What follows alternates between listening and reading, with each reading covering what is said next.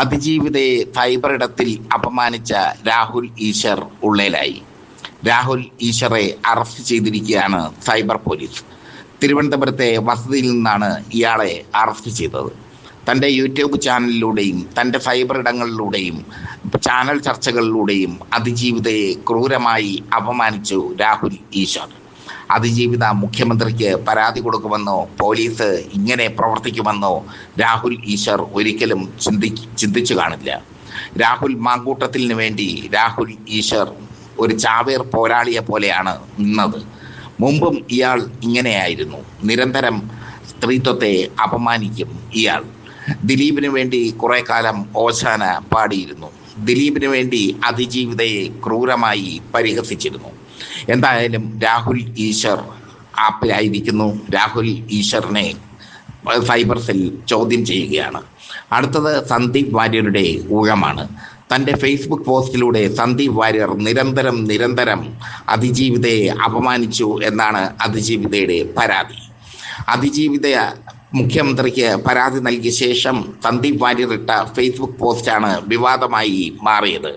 അതിജീവിതയുടെ കുടുംബ പശ്ചാത്തലവും രാഷ്ട്രീയ പശ്ചാത്തലവും അവർ ജോലി ചെയ്യുന്ന മാധ്യമ സ്ഥാപനത്തിൻ്റെ പശ്ചാത്തലവും ഒക്കെ വ്യക്തമാക്കിക്കൊണ്ടുള്ള ഫേസ്ബുക്ക് പോസ്റ്റ് അതിജീവിതയുടേതാണ് എന്ന തരത്തിൽ അവർ വിവാഹവേളയിൽ നിൽക്കുന്ന ചിത്രവും സന്ദീപ് വാര്യർ പ്രചരിപ്പിച്ചു എന്നാണ് കേസ്. എന്തായാലും വാര്യർ ഇപ്പോൾ ആപ്പിലായിരിക്കുകയാണ്. പൊളിറ്റിക്സ് കേരള വാര്യരോട് ചോദിക്കുകയാണ്, എന്താ വാര്യരെ നന്നാവാത്തത്? വാര്യർക്ക് രാഹുൽ മാങ്കൂട്ടത്തിനോട് പ്രതിപത്തിയുണ്ടെന്ന് കേരളത്തിലുള്ള ചിന്തിക്കുന്ന ജേർണലിസ്റ്റുകൾക്ക് അറിയാം. വാര്യർ BJP വക്താവായിരുന്ന കാലത്ത് എല്ലില്ലാത്ത നാവിന് ഉടമയായി അറിയപ്പെട്ടിരുന്നു. BJPയിൽ നിന്ന് വാര്യർ കോൺഗ്രസിലെത്താനുള്ള സാഹചര്യം എന്തെന്ന് ചിന്തിക്കുന്നവർക്ക് അറിയാം. വാര്യർ കോൺഗ്രസിലെത്താനുള്ള സാഹചര്യം സംഘപരിവാറുകാർ പുറത്തു പറയുന്നില്ല എന്ന് മാത്രം. എന്തായാലും ഷാഫി പറമ്പിൽ വഴിയാണ് വാര്യർ കോൺഗ്രസിൽ എത്തിയത്. ഇപ്പോൾ കോൺഗ്രസിന്റെ ജനറൽ സെക്രട്ടറിയാണ് സന്ദീപ് വാര്യർ.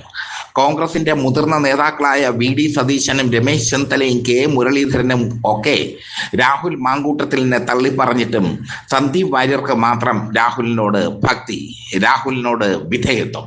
ആ വിധേയത്വം ഷാഫി പറമ്പിലിനോടുള്ള വിധേയത്വമാണെന്ന് ചിന്തിക്കുന്നവർക്കെല്ലാം അറിയാം.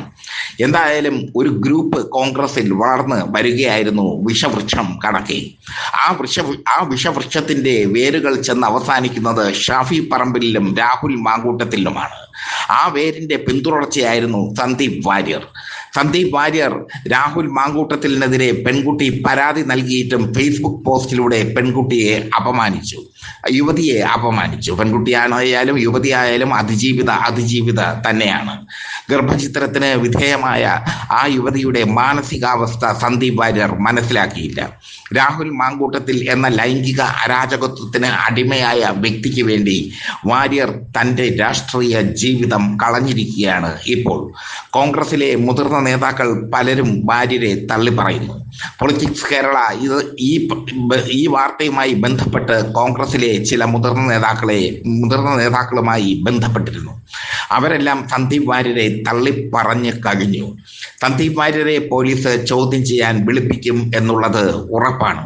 രാഹുൽ ഈശ്വറിനെതിരെ ശക്തമായ നടപടിയാണ് സൈബർ പോലീസ് എടുത്തത്. അതുപോലെ തന്നെ ശക്തമായ നടപടി സന്ദീപ് വാര്യർക്കെതിരെയും ഉണ്ടാകും. രാഹുൽ ഈശ്വർക്കെതിരെ ജാമ്യമില്ലാ കുറ്റം ചുമത്തുവാനുള്ള ഒരുക്കത്തിലാണ് സൈബർ പോലീസ് എന്നാണ് ഇപ്പോൾ പൊളിറ്റിക്സ് കേരളയ്ക്ക് കിട്ടുന്ന റിപ്പോർട്ട്. എന്തായാലും രാഹുൽ ഈശ്വറിന്റെ പണി പാളിയിരിക്കുന്നു.